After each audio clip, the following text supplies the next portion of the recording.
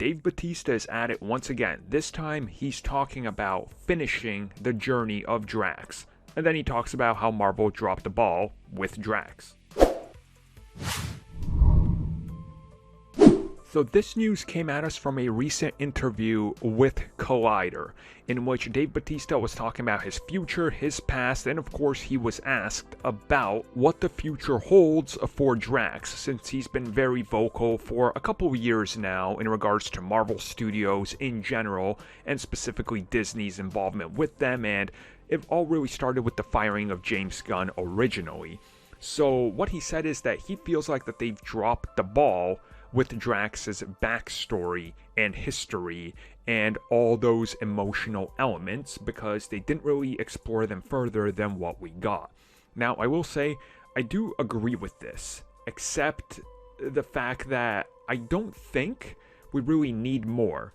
That's my personal opinion, because in the MCU, he has a very simple history. Family, species, gone. He wants to get revenge on Thanos. Thanos is done. Okay, there you go. In the comics, for example, if they would have used that story, Drax would need an entire backstory, because nowhere in the MCU is he a former football player on Earth. Yeah, some of you might not know that. Drax in the MCU is completely different than he is in the actual comics.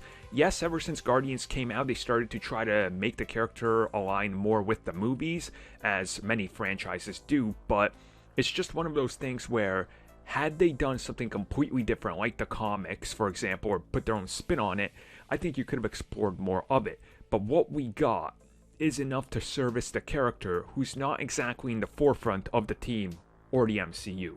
Like, no disrespect to Drax fans, I guess, because I know like 10 of you are going to show up in the comments telling me I'm wrong and he's the greatest character in Marvel Comics history, but Drax is not on the level of a Winter Soldier or a Wanda Maximoff or even a Loki.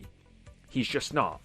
So why exactly would you take so much time of a movie that the runtime is 2 to 3 hours and then carve out 15, 20, 30 minutes for a character's backstory who's a third-tier character in the film?